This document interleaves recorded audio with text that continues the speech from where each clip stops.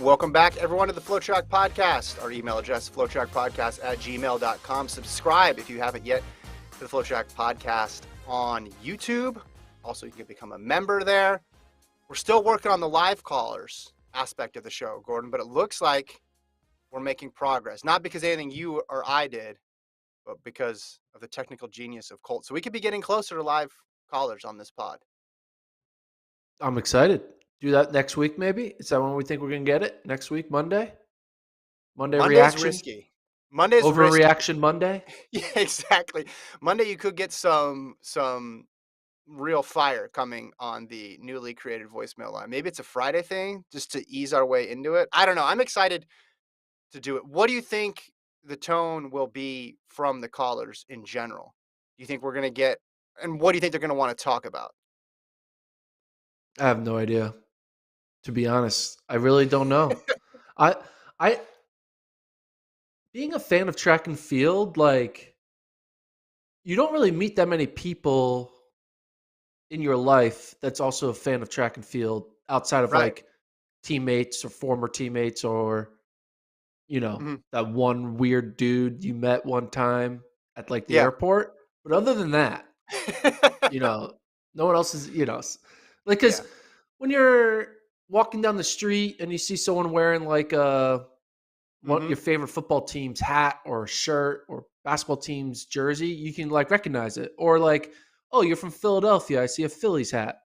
Hmm. But in track, there's not like a really a signal. Be like, oh, like if you see someone with like an Olympic trials shirt on, you're like, oh, Yeah. whoa, wow, you love the sport. You flew all the way out to Eugene. Yeah. So it'll be interesting to hear other people's voice of their uh their perspective of track and field. I think we're going to get, if I had to make one prediction, a lot of Gordon related calling, either responding to something you said or just wanting to chat with you. Because I've been with you at enough meets. People like to come up and talk to you. People feel like they know you, even if they don't know you. You have that effect on people. A little bit of the Fenton factor going through Gordon Mack. So that's what I'm probably just gonna shut up a lot. That's gonna be my role because they're gonna be like, yeah, this message is for Gordon. And I'm like, all right, let me just turn my mic off, put it down. You'll hang up and listen. I'll just hang Yeah, up and listen. I'm gonna hang up and listen. I'm just gonna turn it over to them.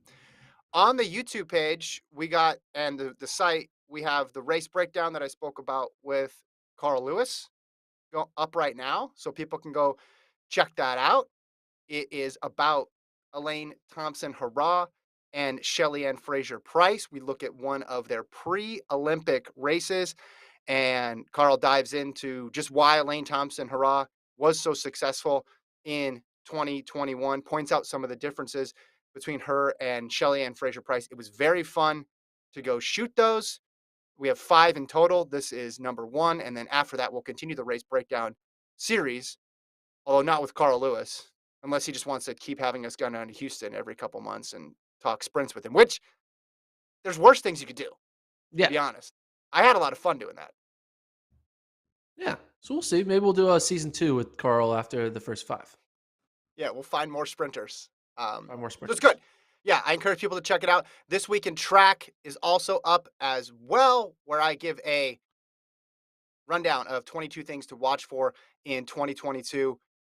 That is up on the site. And then today, Gordon is releasing the first edition of the NCAA ranking show. And look at this. Look at that headline, folks. A Georgia football and track double. Gordon asking the questions that very few people are asking, but he's asking them. No one saw Georgia beating. I mean, people thought Georgia was going to beat Alabama, but I think Georgia's. No one's really talking about the Georgia track team right now, but they have Uh-huh. a very good runner, Matthew Bowling, and Mm-hmm. the best multi-event group on the men's side. They got 4 guys who can all score in the heptathlon indoors. So that's the recipe to potentially win. And I Mm-hmm. break down also the women's field. It's going to be a weekly show. We had the NCAA cross country show. We've Mm-hmm. rebranded it to now the NCAA track and field show. It's gonna be great. It's gonna be amazing. I'm gonna watch this as soon as we finish the pod. And the back half of the pod, I'm gonna ask you about the rankings, not the stuff you talked about in the show because I haven't seen it yet, but I have looked at all your rankings. So I want to get your opinion on just what makes the Georgia men so strong and the Florida women as well. And then I'm putting up the pro. Actually, I'm not calling it the pro. What are we calling it? International? Ugh, what is it called? Because it's not pro because I'm including college in the world individual rankings. World individual rankings. I am including college kids. There's not many on there, but if you're fast enough, I'm putting you on there because I'm trying to tell you who the 10 best 60-meter runners are in the world. And if you happen to be in the NCAA, I'm putting you on the rankings. So there's going to be that show going up on Thursday, tomorrow, but the rankings are already up. I also might, on the side, not create a new show, but also add rankings to our website, US rankings, Okay. the US only rankings. So we're going to have the NCAA rankings, the world rankings, and US rankings. So all the Jeez. rankings you can ask for. And then I'll have a ranking of the rankings, and then I'll have a Yeah. ranking of the ranking of the rankings. So it'll just be forever. It'll Well, be like in the Matrix. Well, it's great because NCAA includes people in the NCAA system from all over the world. The world rankings are just going to include everybody from all throughout the world, and the U.S. rankings are going to include just people from the United States, and those people could be in college or they may not be. So everything is crossing over on itself, creating the beautiful tapestry that is the sport of track and field that we know and love. Exactly. Terrific, terrific. We're also going to talk about the Boston Marathon women's field, which was released yesterday. And we'll end the show with emails about Gordon's ability or inability to dunk. If you want to get an email right now, FloTrackPodcast@gmail.com. But before we go any further, Gordon, want to start with some really sad news in the running world. Dion Lendor passed away on Monday evening, multiple time Olympian representing Trinidad and Tobago, medaled in the world championships on the global scene and the Olympics as well. He was a Bowerman winner during his time at Texas A&M, and he put together just some very memorable and spectacular 400-meter runs throughout his career. Passed away in a car accident leaving practice, where he served as a volunteer assistant as well for the Aggies. So just very, very sad news indeed coming out of the track world on the passing of Dion Lindor. Yeah, when I saw this news, I was shocked.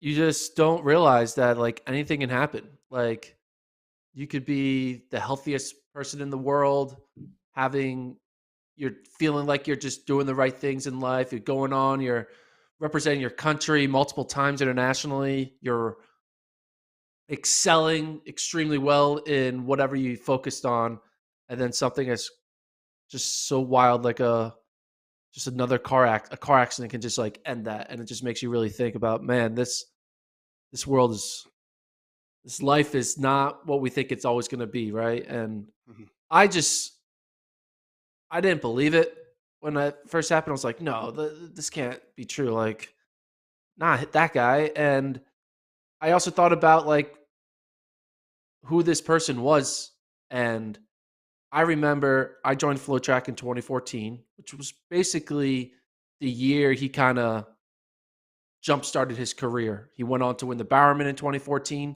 Mm-hmm. And people may not remember, but like he was like the OG dominant one that I mean OG of this era. Like, there's the Jeremy Warners and the Mm-hmm. Quincy Wattses, but like of this era, the 400-meter man to dominate the the seasons, both indoor and Mm-hmm. outdoor, where no one could beat this guy. You knew he was gonna anchor a 4x4 to victory. He was basically unstoppable, and he went on to win the Bowerman. He broke a Mm-hmm. bunch of Texas A&M records. Now, a few years later, Fred Curley would go on and break them even more, but he was basically the guy who like put Texas A&M on the map or kept them on the map in that 2014, 2015 era. And he also was just like such a fun guy to be around. He always had a smile. I remember we're seeing this right now. I went to a track shack with him back in 2017 with him and his teammate Braylon Taplin, and he gave me a tour of his house. He was such like he always had a smile on his face. He never Mm-hmm. took life too seriously.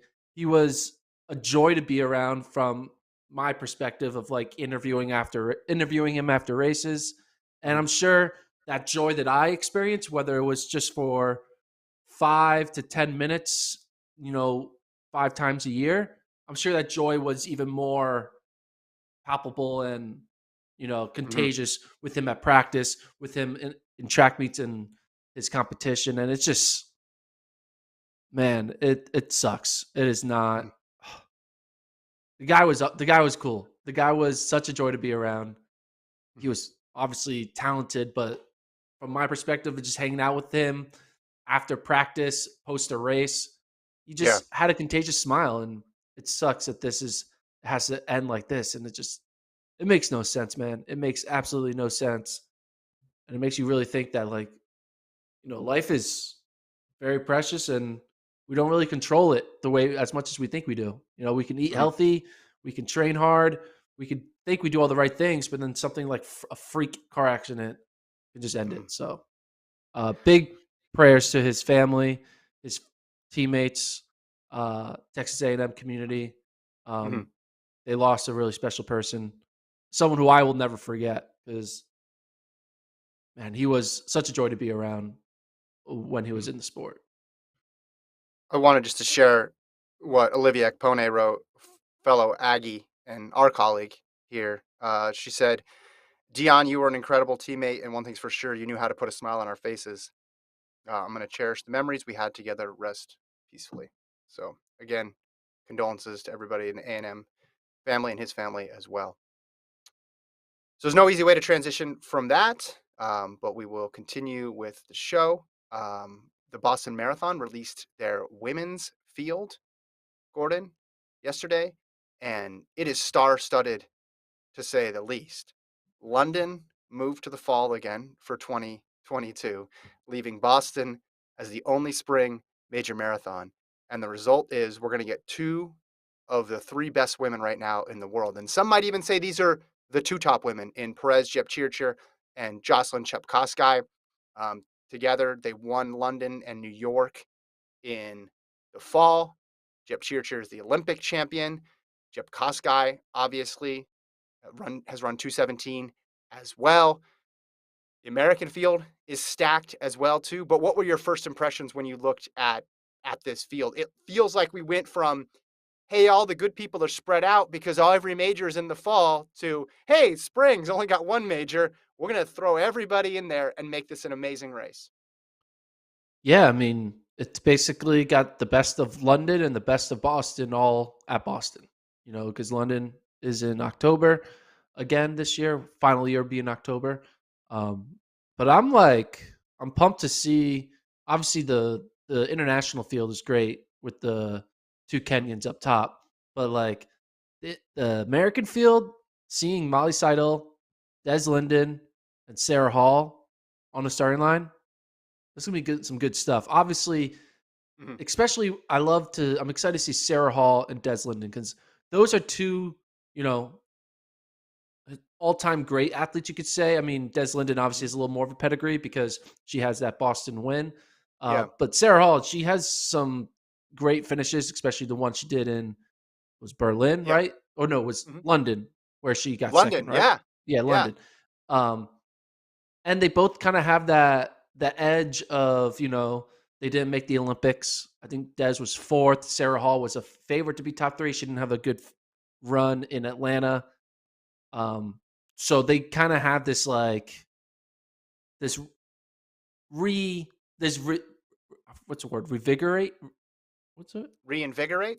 yeah they're like reinvigorated because coming off of Mhm. an Olympic cycle they kind of want to be able to prove themselves again. Sarah Hall obviously has world championships to look forward to. Des Linden, she's kind of on the back half of her career. She kind of wants to be able to prove, hey, I ain't done yet. And they also Mhm. throw in Molly Seidel, who is basically every time she runs a race, we It's are good. she does better than the previous one. Uh, and so coming off of her good New York City performance and obviously her amazing Tokyo performance, throwing her in that field, can she beat Sarah Hall and Des Linden and really establish herself as I'm I'm the top dog for this next 5 year, 10-year cycle? Yeah. Or will Sarah Hall or Des Linden be like, not so fast, Molly? You've had a few good races, but the vets are here to run this town. I don't Mhm. know what's going to happen. I'm excited to watch it. And it's going to be some very uh, entertaining back and forth race results. Here's the one thing Yeah. gonna be so Sarah Hall and Molly Seidel are um they're running at Worlds, right? They're on the world team with Emma Bates. Correct. Correct. If Des Linden were to straight up beat both Sarah Hall and Molly Seidel in Mm, this race, yeah. how many people would be like, why isn't Des Linden on the world team? Yeah.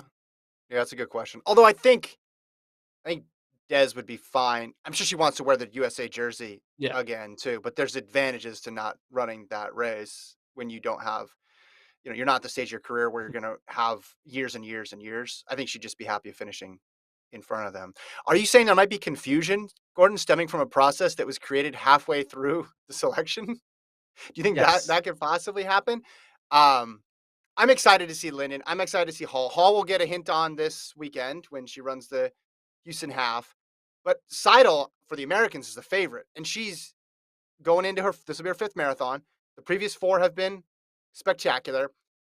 She's got really strong competition internationally. As I mentioned, Jeb Koskai and Jeb Chirchir are legit. So Seidel could run the race of her life and still finish third in this field.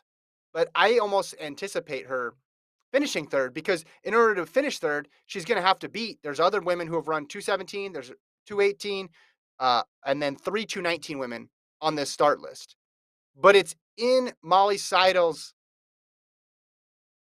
history that she's going to outrun a lot of people who have better PBs than her. Now, can she outrun Jep Chirchir and Jep Koskai, women who not only have great PBs, but have won majors recently and are two, like I mentioned, two of the top three, perhaps the top two in the world right now. That's going to be a tougher task. But again, if you told me Seidel's going to finish third in this field, I wouldn't be surprised. It will be interesting. Seidel, though, can she continue to be the top American like she was in New York and like she was in the Olympics? Hall's beaten her before in London. She obviously didn't win in the Olympic trials. She got second to Tuliamuk. But this is a tough American field because you go beyond that, even someone like Nell Rojas, who was the top American woman in Boston. There's a lot of other women in here who are capable of having a good day. So, as always, there's the race within the race, too, that's going to be fun. And it is a quality field from both the international perspective and the US perspective. And there's obviously going to be some crossover there, like how many American women can get in the top five. Because if you can get in the top five in this Boston Marathon, it is a huge accomplishment. Not all marathon fields are created equal. This is one of the best Boston Marathon fields ever on the women's side. So wherever you finish is going to be one of the highlights of your career if you can get in that top five. I think the first question we have to ask though, who did a better job of taking a picture of the Sitco sign to announce that they're running the Boston Marathon? Was it Molly Seidel's Mm, Sitco sign on Instagram? okay. Look, it's in good, clear view. Or do you have the Mm, subtleness that Des Linden did? If it showed the Des Linden one, well, where it's a little more and blurry because she's more in mm. the foreground. What do you think? In, What sicko selfie do we like in, most? interesting. Okay, yeah. More subtlety here. And Dez's caption connects well to the photo because she's not saying, I'm excited to announce I am running the Boston Marathon. She has the, if they ask about me, tell them I'm not done yet. Eyes up, let's go. Now she has a link back to the field and then she does hashtag Boston Marathon. But the picture matches the caption really well. Can we see Molly's one more time? Because I don't think I've seen that particular angle of the Sitco sign with that little, that townhouse in the foreground as well, too. Hers says, finally get to run the marathon. See you in Boston. Oh, man, this is close. This is really close. I had no idea Eh, there was a sicko emoji that she's using in her "See You in Boston." I also Oh, want to think wow. who, Yeah. how are these photos generated? Because I feel like runners, for some crazy reason, always have some man or woman in the right Mhm. spot to take their "I'm I think not it's staged, posing Gordon. I for think it's you, staged. I'm running" photo. Like Yeah. there's so many fake running photo selfies in the running world, Yeah. especially on the American side. in the distance world. Like you don't see this as often on the sprint side. Like you don't see like casual like sprinters just constantly posting, "Oh, I'm on a run and Yeah. here's a photo," you know? The one The way the amount of self-promotion. Not I mean they're supposed to, right? They're influencers, they're paid by brand to run in these Yeah. shirts Yeah, I get and these shoes and let the people see it. But it is kind of funny because it's a very awkward situation. Like if you really look at this photo of Molly, Is she like running on a there's clearly sidewalk? there's clearly someone in front of her with a camera and Yeah. she's like looking over to the right. Like Yeah, it's a it's promotional kind of shot. a It's a yeah, promotional shot, Gordon. That's the whole point. I But is get she it. running on a sidewalk there or the road? I can't tell because this might sway my decision one way or the other. Well, she's running on the wrong side of it if it's a road, right? Yeah. Yeah. So I think I'm going to give, even though it's blurred, I'm going to give the edge to Des here because I'm old school. I think I like it a little less staged. And even though it is staged, all these things are staged. I like how it looks more realistic.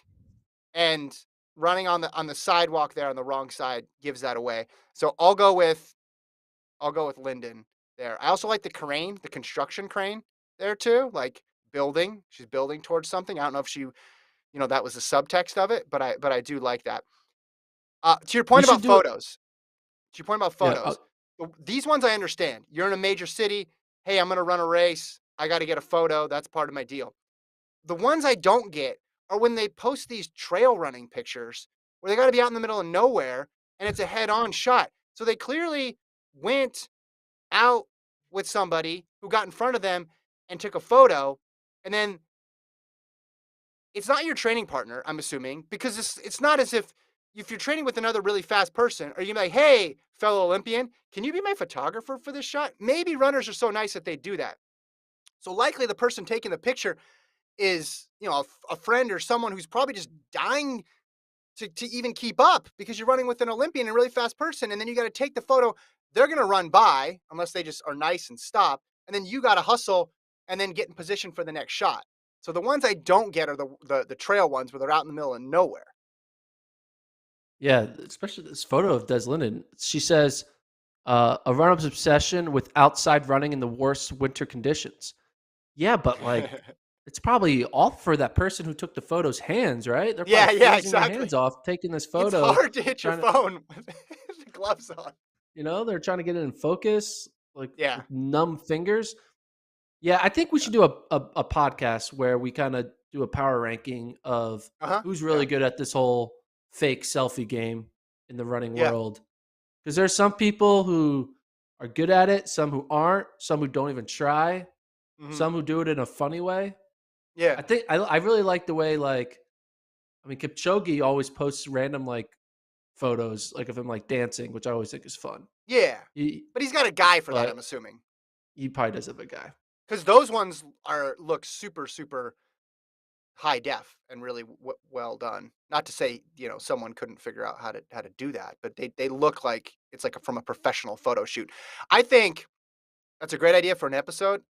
It's something I've wondered about for a long time. When they have photos of them running on the track, I get it. I understand it more because a bunch of people are, hey, your workout's done. Can you take some photos? Or maybe the photographer comes out that day for such and such brand and they take a bunch of pictures. It's these ones that I don't get. Now, maybe there's a road like a quarter mile from the trail and we just don't see it and it looks super secluded. And that's how they're able to get the photos. But a lot of these, they look like they're in pretty remote places and they have these beautifully staged shots that go up. I'll tell you what, I would not like this part of being a pro runner. I understand why they have to do it, but it's just hard enough just to do the workout, and then you got to get home and you got to like scroll through. That one's good. There's snot coming out of my nose on that one. Yeah. My socks look funny on this one. I don't know. It would be a tough part for me. Let's move on though. Let's talk about your pro rankings. Let's start first with the men, and then we'll go to the women. And I don't NCAA want you to go into rankings, you mean? NCAA rankings, excuse me. Yes, because there's going to be multiple rankings, as we've talked about. There will be so many rankings on the site. We're gonna bring Lincoln back to do the ultimate rankings again. So first with the men, I don't want to go into individual stuff yet. I'll go into that in a little bit, but give me the Cliff Notes version of why Georgia is the favorite on the men's side, if you can? Cliff notes. So so for people who didn't pay attention in class or Yep. just trying to get that B minus to move on to the next grade version. Sure. Got it. Sure. So yeah, so Georgia. Basically, I kind of break it down in in the episode. So, but I break it down more. But basically, they have two pods of people. They have two really good sprinters slash quarter milers, and then four extremely talented multi-event athletes. Their two sprinters are Matthew Bowling and Elijah Godwin. Bowling, he is very versatile. Obviously, we don't know if he's going to be doing a 60, a 200, a 400. He has the ability to long jump, so he's going to be valuable to whatever short sprint he does, his long jump, and a 4x4 split. Elijah Godwin, he can run a 200, he can run a 400, and they can run a good 4x4 split. So they have those two guys to kind of Mhm. anchor the sprint points. And then they have four heptathletes on Mhm. the indoor scene who can all score. They probably can go 1, 2, 3 potentially, and then their fourth could maybe score. But they're definitely going to go 1, 2 in my opinion because Carl Tilga and Kyle Garland are the two best heptathletes in the country right now. They both have scored over 6,200 points, which Mhm. is for those keeping track very good. So that's it's gonna be just like a two-part team: the two sprinters, the four heptathletes, and that's it. So it's gonna be six guys. They maybe throw in a hammer thrower here, a weight thrower, but Uh-huh. six guys, and then that will be the recipe to score. The big story around here, though, is right now it looks Around like here. the men's field is very diluted. There's a lot of good athletes on multiple teams. Mhm. So typically 50 points it takes to win. As of Mhm. right now, I'm looking at it be a 40 point to win. Now it can change. Early signs show 40 points is the number to hit if you want to be a team champion on the men's side. And then you have Texas close behind there. Yeah, Texas 36 points behind Georgia's 39. LSU is going to be in the mix.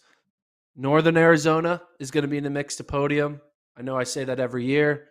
Every year Yep. I pick a distance team to potentially podium, whether it was the Wisconsin men with Oliver Hoare and Morgan McDonald, or the Mhm. BYU women with Courtney Wayment and their DMR crew.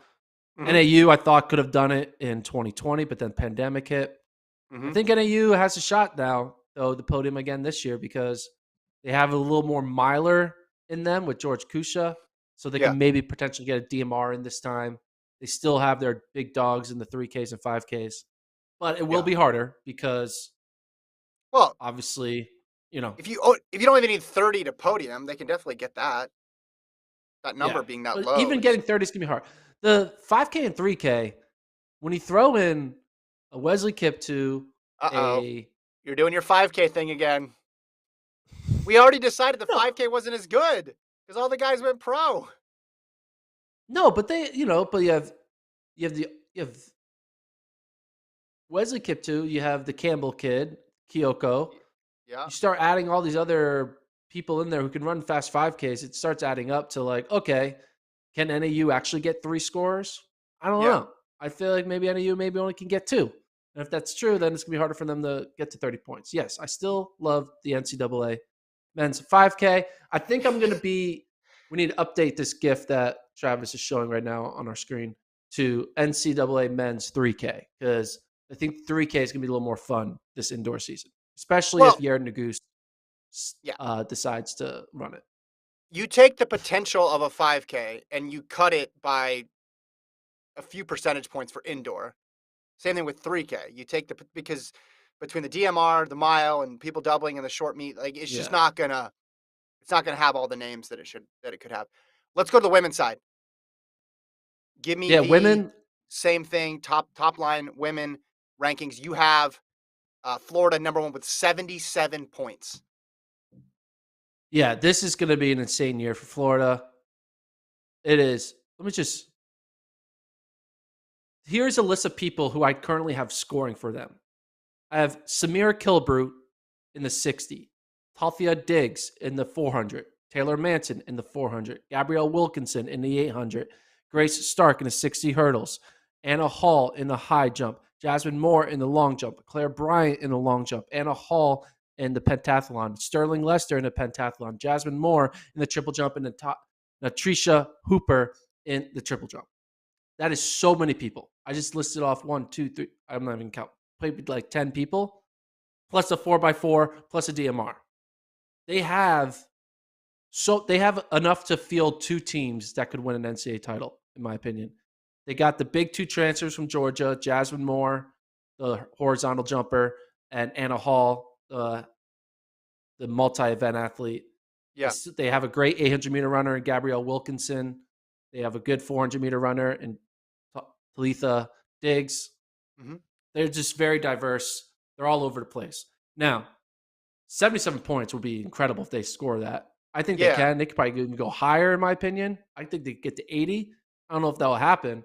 But what's interesting is Texas A&M, which I have ranked second, also has a shit ton of quality athletes, despite losing a thing Mo to Mhm. going pro.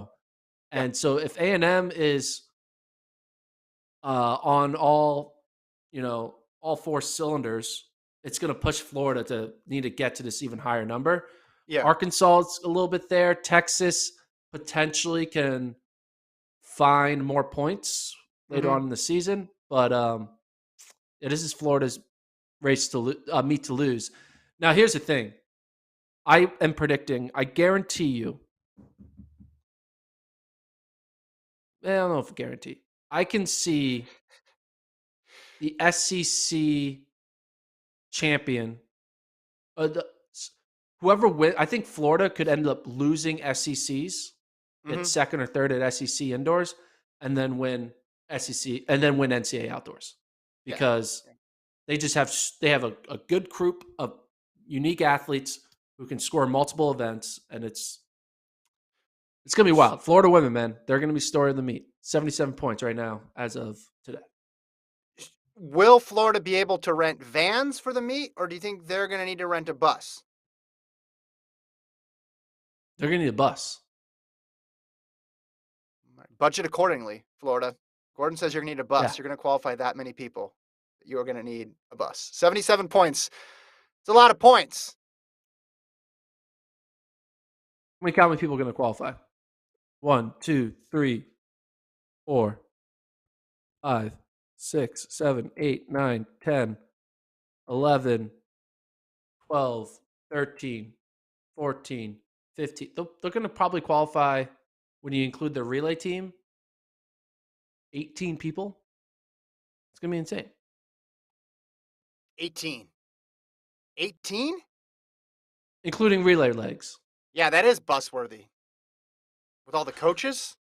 I'm just Yeah. again, I'm just trying to plan Trainers. ahead. Yeah, I don't know if they're working with Enterprise or Hertz or wherever, but you might need to change that deal and just get that chartered bus. Might end up saving you money in a long term, and then if you get a driver, you don't need to worry about the coaches driving. I'm just thinking. So you have hmm, yeah, I think they could even score like they might be able to get more than that too, right? Like obviously there's a chance for less, but there's some people who are probably just on the border, right? Like I'm just thinking distance. Remember Valby ran really well for a while in cross, like at NCAA championship. She was way up there. I mean, maybe you don't even have her making the 5K, do you? No, no. You don't I have don't even you have don't have her her as, yeah. scoring, but yeah, because Yeah. that's just listing scorers too, correct? Are you listing? When you said Correct. 17, is that 17 people who make the meet or 17 people who score? Well, yeah, seven. Yeah, because I have them scoring in both the 4x4 and the DMR. So, yeah, I have Jeez. 17 people scoring. Yeah. Okay. Everyone will have them making the meet. I have them all scoring. Okay. So I want to ask you some individual questions now about Okay. these rankings and just in general, like what stood out to me when I'm looking at this. I mean, that men's 200. I know it's an indoor 200, so we don't get as pumped about it as we do for outdoors, but that's got some star power in it. When you look at Fanboulet, who we know now because of what he did outdoors, bowling, obviously. Lance Lang is a name I think people are going to become more familiar with this year because he's a freshman too. John Maswangani of Houston and Micaiah Harris. Like that's six like legit names and legit title contenders right there. For a while, the Yeah. men's sprints, like because of COVID and the canceled season, there was a lot of anonymity around the men's sprints in the NCAA. We were waiting for that next person to pop up, and now we have a group of guys here. So that's going to be a fun one. Yeah, and it's also not even including there's gonna be 1 or 2 Florida State guys that show up and, like, have a breakout year, Yeah. and throw in a Florida State like a Javon Martin or a Mhm. Denzel Fegan, like, they're gonna or Amir Willis, so they have some transfers, they're gonna find a way. And then there's a true freshman to keep an eye on, his name is Udodi Onwuzurike? I totally screwed that name up, but he's from Stanford. He's run Mhm. 20.21 in high school.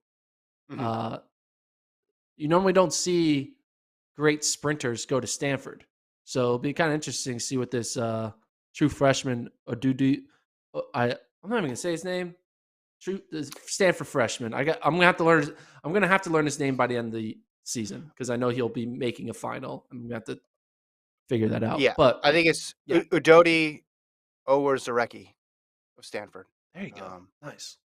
when we were in Houston, you got Sean Maswanganyi's name right after he explained it to you a couple times, and then he said his alternate name too, and then his teammates got a kick out of that. Um, Women's sprints. I'm just going by event group here. Nelson is back for Oregon in the 60. I have her ranked top 10 in the world actually in the 60 right now. That's my went out on a little bit of a limb, but I think she's gonna take another step And she after ran last year's. 7:05, Yeah, so that's pretty she good. belongs on Yeah. that list. Yes, Steiner, and Anavia Battle. Obviously, she had an amazing outdoor season, and then Ophelia of LSU is really good. Just a sophomore. Kennedy Flannel, experienced. Um, but that women's quarter, I think, could be interesting. Stacey Ann Williams was really good last year, but everybody got overshadowed in that event by a thing Mo, and then Talitha Diggs, freshman, and Kalen Roberts, the senior. USC's got a lot of people in there, projected a lot of people here, but let me go to the distance side of things. One thing that's Well, let me ask interesting for the oh, you. Go okay. ahead. Sorry. No, no, go ahead. One thing I think is always happens in the women's mile. Yeah. No one ever wants to win the women's mile. For some reason, the women's mile always gets diluted every year. There may be like, and by diluted, I mean maybe just one star goes in and then everyone else is like a tier 3 type athlete. And the reason why is a lot of the top star distance runners, they choose the DMR or they Mhm, choose the 5K or they choose to be fresh for a 3K, right? mhm, mhm, mhm, Like for instance, Courtney Wayman, she is the best miler in the country, but I'm mhm, not going to rank her because I think Courtney Wayman is going to do a DMR 3K double. Like she's not going to win mhm, the mile. And when you look at it, I'm like, I see a bunch of like 431, 432 milers, and none of them really jump off the page the way Kaylee McCabe does from West Virginia when she just ran her 8:52, right? yeah. Or a Mercy Chalanga who could probably run a fast mile. It's just kind of, it's always interesting how the I mile breaks out. And there's always like,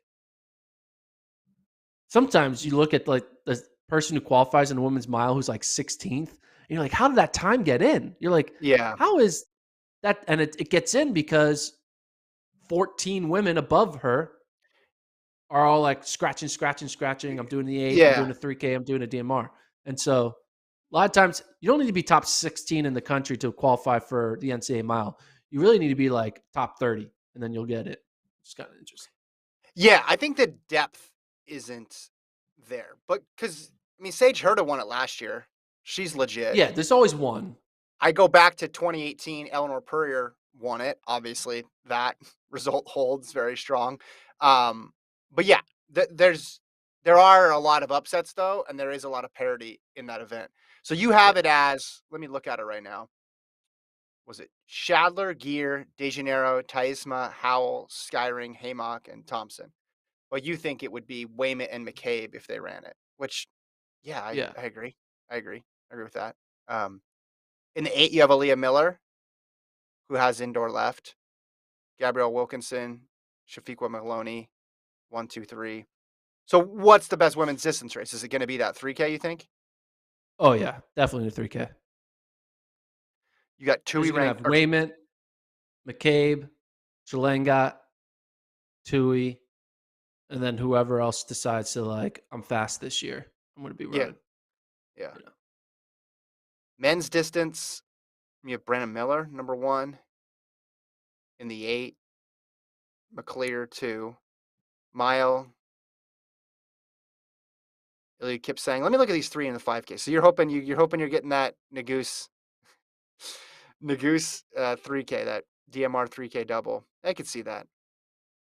I don't know, man. I look at this 5K and I could see NAU getting a lot of points. I mean, you already have NAU. You have NAU getting 3 guys in the top 8. So I think NAU is going to be fine in these distance races.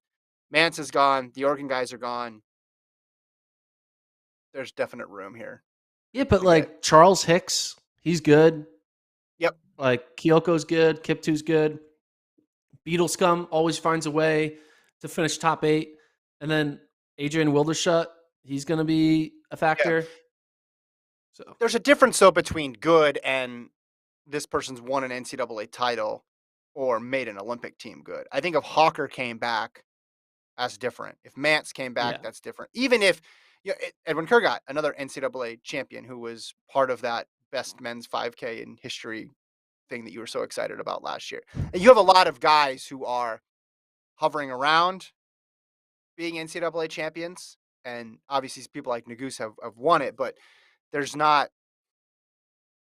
like, and Kiptu, obviously, but like you have Kip. So here's 5K Kiptu, Kyoko, Young, Nur, Hicks, Beetleskim, Wildshut, Bosley. Like, I don't think that's overly optimistic for NAU. You're right. Maybe Hicks takes a step up and Hicks gets second, but Young and Nur could also beat Kyoko. So that's not crazy. What I'm saying is you've come full circle on NAU. You went from being overly optimistic to being a stone cold realist when it comes to NAU. Yeah. Stone cold realist. I think in the mile, Kipsang is legit, and he was overshadowed last year by Hawker and Nagoose. But remember the times he ran last year, indoors and out? Yeah, I mean, he's run the equivalent of a 354 mile. So Yeah. Yeah. yeah. The thing about the mile, it's gonna be like no Garcia Romo and no Nagoose. It's Yeah. gonna kind of suck because Garcia Romo and Nagoose are both they've run 335 or 334 1500s. So Yeah. I'm but really interested about Garcia Romo. He's running that Milrose mile, and I really want to see how yeah. he stacks up against a pro field. That is going to be a great experience for him. And I wonder if he can parlay it to success at the NCAAs. That's not guaranteed. Remember, Sam Tanner broke the collegiate record in a pro meet and then didn't make the final at NCAA indoor. So it's not a guarantee, but it's cool that he's taking that step up and racing those guys. One thing I'm trying to figure out, I think he's still on the team, but I'm not sure. Sam Tanner. So part of like figuring out these rankings, you try to see who's graduated, who's transferred, etc. And a lot of times I rely on TFERS. People know what TFERS is. It's basically the database of all the track and field Mhm. athletes and their times. And I look at TFERS, and Sam Tanner is not on the TFERS roster for Washington. But when I go to Sam Tanner Washington website, he shows up. He was on the roster. I believe. Let's see if he's still on the. If he's, let's see if he's still there. Yeah, he's Mhm. still there. Sophomore from New Zealand. He's still on the website. But then you go to Sam Tanner's Instagram. This is what I do. Jeez. I'm a crazy Yes. man. This And is a sad his state of last affairs. post is from December, and it's from he's in New Zealand. Mhm. So is he? And then he has I don't UW know. track in his profile, but doesn't say UTrack alum. It just says UW track. I don't know what that means. Okay, let's look at his. I'm going to look at his story now. His story is he in Seattle or is he not in Seattle? I can't tell. His story is There's just water. a video of you trying to figure out where he's going to college. But I think there might be a situation where maybe he's left and gone pro or whatever, We and don't know just that. they haven't To be updated clear, the Gordon you is not they reporting. haven't up. I'm not reporting. They haven't updated the UW website. Did you ask his coach? I have not. That will probably be the. I have his phone number. I should just text him. Is Sam on your team? You know what? I'm gonna do that right now. Yeah. Okay. So That's a good point. while Gordon does that, I'm gonna talk about some field event stuff here on the rankings. Let's see what stands out. Obviously, Georgia really strong on the men's side. Gordon says they're gonna power the Bulldogs to victory. Got bowling scoring points in the long jump. Oregon has Iemeje in the triple jump, which will be fun. But yeah, uh, Javon Harrison not being here opens up a lot of space. And on the women's side, Texas A&M, they are counting on a lot of field event points, particularly from Tyra Gittens in the field events for the Aggies to close that gap to Florida, which is going to be a tough task. And A&M is going to need to come up big in the field events to do it. But Gittens has done it before. Gittens has racked up a ton of points before. So that's what I'm. When we made our predictions about who would win, that was for outdoors. Just want to be clear on that. I know you went the other direction with me, which is good. But I got Texas A&M women and Florida State men. So I'm still holding on to those predictions, and they're for outdoors though. Outdoors. You clutch those predictions as much as you want, man. Hold on tight. I am. I am. Good odds on those predictions. So we'll report back if Gordon hears anything after his text message. Well, it's Oh, probably early I have in his Seattle right number. now, right? It's Oh, 7:47 in Seattle. you He's got still it. asleep, you think? He's a distance runner. He's up early. He's Okay. up early. I He'll was sleeping at 7:47 in Austin, Texas time. You ran the quarter. It's That's different. true. That's true. Well, oh wait, you're talking about you in college? You're talking about you now? Well, of course you were asleep now. What, Yeah. what, what are you talking about? I'm comparing. I'm talking about old Gordon. All right. Okay. Oh, Chris O'Hare retired. Announced his retirement. Multiple, uh, obviously time All American at Tulsa. Won an NCAA title. Milrose games as well. A very solid miler for a bunch of years, and you're part of that British group that really started to rise to prominence again on the international level. What do you think Nick Willis's reaction is to Chris O'Hare retiring at age 31? Um, When he sees that, because Nick Willis is running in the Milrose, he's running in the Milrose Wanamaker Mile, at well, I like like that your question is when a person retires, what do you think another person's reaction to it is that isn't me or you? Um, I think I mean, O'Hare is much closer to reality than Willis is, though. This is the reality of the sport. You get to yeah, early yeah. 30s, and then that's it. So I don't think he thinks anything of it because this is par for the course. The reason why Nick Willis is the oldest guy on the start line is because people are retiring in their early 30s. If he was the rule, then he'd look around and see a bunch of his compatriots. But what he's doing is rare. I think O'Hare, um, 332 PB, made world championship finals. To me, it was surprising because he won Milrose in 2020, and we're now in 2022, and he's already retired. So injuries, things happen like that. Priorities shift.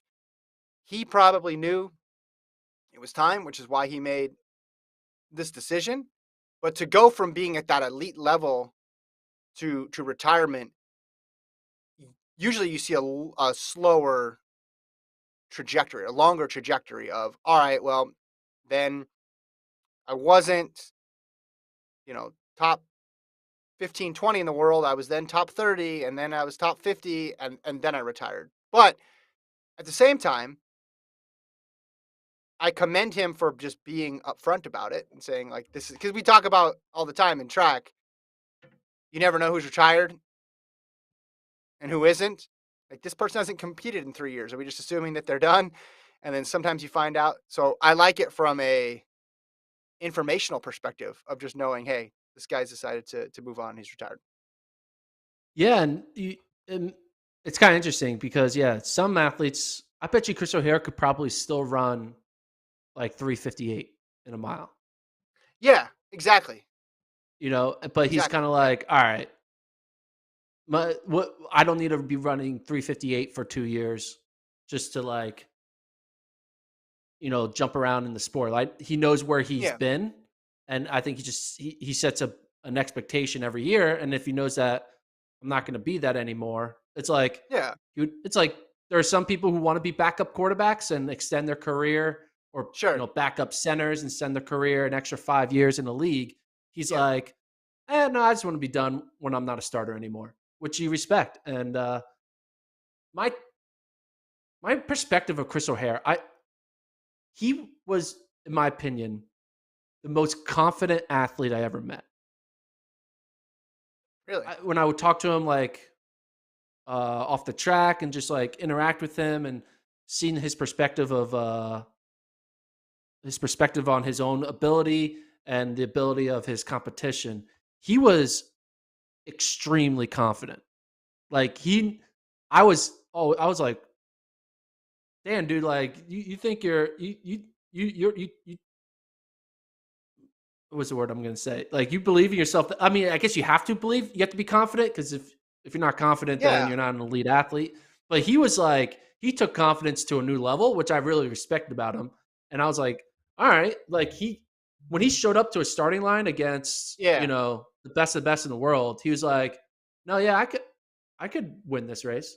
Whereas Yeah. I'm sure there's a lot of athletes who'll be like, they step up to a starting line with Jakob Ingebrigtsen, and they're like, whoa, okay, Hmm. just hold on. Like he never had the just hold on mentality. He had the Right. like, no, I'm gonna win this race mentality, which Well, is and which perhaps which is very admirable. right, and perhaps that's what tied into this decision because he was confident when he had it. He's probably confident when he knew he didn't have it, and he knew, hey, I don't have enough left in me to stay at the level that I was at. And you're right. Yeah, you could keep running 358, 359 for a while, but once you've reached those heights, a lot of people are like, well, I want to be able to either match or exceed what I've done before. It doesn't give me anything to do less than what I've done before, watch myself go backwards. Now, some people get motivated by that. Hey, how many teams can I make? How long can I hang on for? And that's just a different way of looking at it. I don't think one's better or worse. I do like that you think that Chris O'Hare is the most confident athlete you've ever covered, and yet you started this segment by asking me, "What do you think Nick Willis thinks of Chris O'Hare retiring?" Like that's what you should have led with. It's just infinitely more interesting as a talking point than what do you think this other person in his event thinks about this person retiring? You literally think Chris O'Hare is the most confident athlete you've ever covered. Like I would have gone with that. That's how I would have Yeah. handled the segment. Well, I think it's just I was just thinking about Nick Willis because he's on the Wanamaker Mile, and he Yeah, sees someone retire 10 years before he's done it. It's kind of like whoa.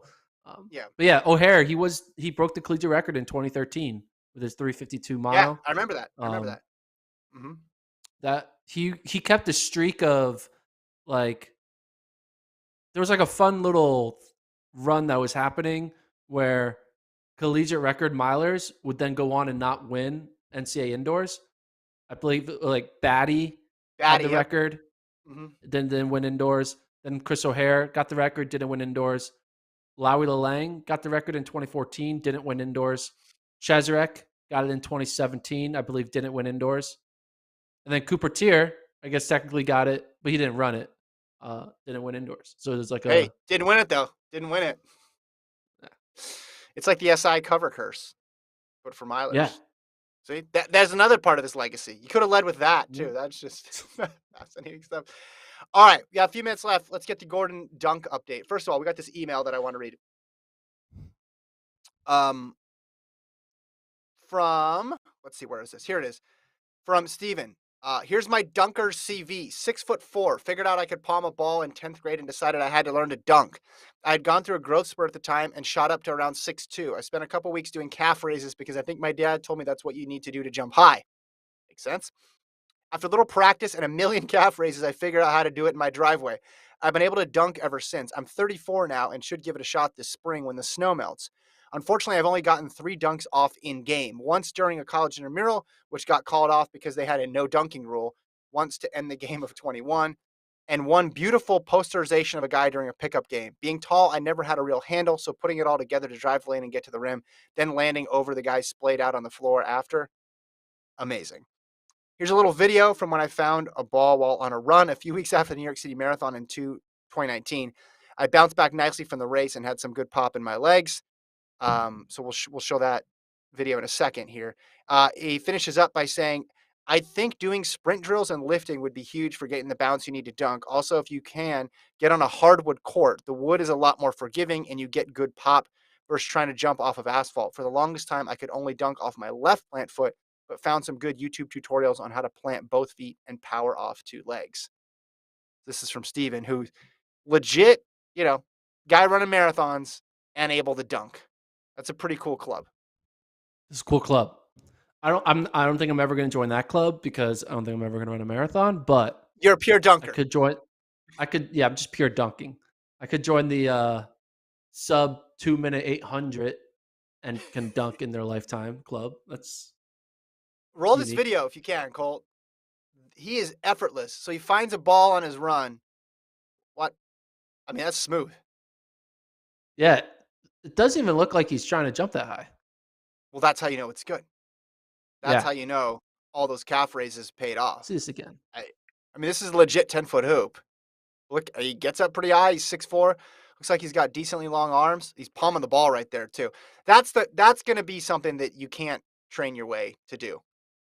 Palming the Yeah. ball. I mean, you get your Well, he went hands up. stronger. He did go up with two hands there, so that's probably what I'll have to do. Go up with two hands. I have yet to do my first dunk. I think I was going to do it this past weekend. I'm going to do it this upcoming weekend, but it's not going to be a real dunk. I think I'm going to try to dunk with a tennis ball because it's not about the ball or the palming. It's just about see how high I am, how high I need to go. Like, do I just hit the net? Do I hit like halfway up the net, a quarter up the net, 3/4 up the net, and then I'll have my baseline. So I have an I have an offer. I've already planned out my entire year of training. It's kind of wild. Okay. I Can we see the it? first month the first month is January, where the training is just Good idea. running 6 days a week and doing abs and push-ups every day, 6 days a week as well. And the Okay. time I run builds up every week. So week Don't four want to of run too much. January, I'm running 20 minutes a day for 6 days. And I'm doing like 40 push-ups and 7-minute abs. But it's about doing it every day, right? That's what Calf you said. raises? Start slow. No, no, it's none of Calf that. raises? None of that. Yeah. Okay. No, no, no. It's I all got about I got running every day and doing sit-ups and push-ups every day. So I do that for a month. And then February, that's when the training starts. That's when I'm going to start one, racking up the runs a little more. And then yeah. also, I'm going to start going to the gym and slowly do Mm. more and more at the gym. And then basically, I will be in my full fledged training routine basically mid March. So once mid March happens, that'll be the Yeah. first week where I do what I'm going to be doing for the rest of my life, which will be a Rest of running your life. regiment, It's a lifting dunker regiment. lifestyle. Yeah. And then every few weeks, I'll practice dunking. So I have an offer my for you. yeah, I'm not thinking so much about the dunking right now. I'm just thinking about getting my body healthy is like the first step. Good. Good idea. I have an offer Yeah. for you. My neighbor across the street has a hoop that's out that everybody uses, and it's adjustable. So if you want, you can come by. We can measure it to make sure the hoop's legit. No, we can just see where you're at, like because it goes all the way down Yeah. to 6 feet. This is where my son works on his game because we put it down to 8, and he goes to work. But we could put it at 9, 9.5, wherever you feel comfortable with, and that way we can just see where you're at and where you go. Now, only problem is I don't know if the thing's going to tip over if you actually dunk on it, so we'd have to be real careful. But people use the hoop. It's not on hardwood because my streets in my neighborhood are not made of hardwood, despite my petitioning to the city council to change them from asphalt to hardwood. So you would be at a little bit of a disadvantage there. But if you're interested, just let me know. Come by my house. It's literally across the street, and you can get a baseline of where you're at. Yeah, it might be do. Yeah, I mean that could be like my goal is constantly move it up higher. Because right now Yeah, I'm just gonna be like, swinging at the net with just my hand, just and trying to videotape it and see. All right, how yeah, close was I? So yeah. We have yeah, I have plenty of mini basketballs. 'Cause we got to pop a shot, so you can try it with the mini basketball. You can start even slow. You can just start on like 8.5 and just like get the feeling for it. I don't want you to, because if you blow out your knee and then I have to take you to the hospital, like that's gonna make me upset because I got 3 kids. I got stuff to do. So we'd have to figure that out. Like bring your health insurance I don't card or want to something like that.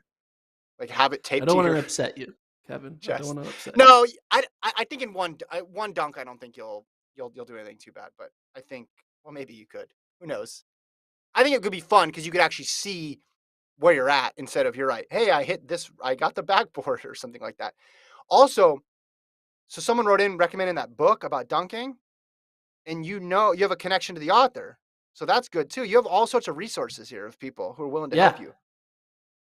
yeah, and I'll the resources. I'll throw some high jumpers on the pod and interview them and Yeah, just ask them, hey, how do you jump higher? Because I'm sure there's specific things they do in the weight room for their legs, right? Like, are they just doing leg I hope. presses all day and squats? Is it that simple, or is there actually more to it? You know, Mm, like I feel like they probably do a lot of like balancing. I bet like yeah, doing the little what is it called calisthenics? Is what do you call that stuff? Just like yeah. strengthening your Plyometrics. plyometrics. That's the word. Yeah, Yeah, yeah. I think go down to Houston, train with the Houston Jumpers for a week, yeah. and I then think I got some come back eligibility. come back with just in an ice bath. Just we transport you in the back of a car submerged in ice because you'll be in so much pain. All right, I'm looking forward to it. Again, the offer's on the table if you want to take it, but let me know. Okay. Coming up on Friday's pod, we're gonna preview the Houston marathon and half marathon that you will be at. Also, I mean, there's indoor is starting to go this weekend. There's a lot of pros who are going to be showing up in college meets throughout the country. So, as best we can, we're going to give you an idea of what to watch for on the high school side of things with the VA showcase, which is going to be live um, on FloTrack this weekend, and there'll be a lot of mile split coverage from that meet as well too. So we'll talk about all that on Friday. Anything else I'm leaving out, Gordon? No, it's been a Okay. good pod. Good pod. Good pod. Thanks to Colt for producing. Thanks to Travis for producing. Make sure you check out This Week in Track, race breakdowns, the NCAA Track and Field Show, and coming Thursday, the Pro Ranking Show where I talk about the top 10 60-meter runners in the world. We'll talk to you guys Friday.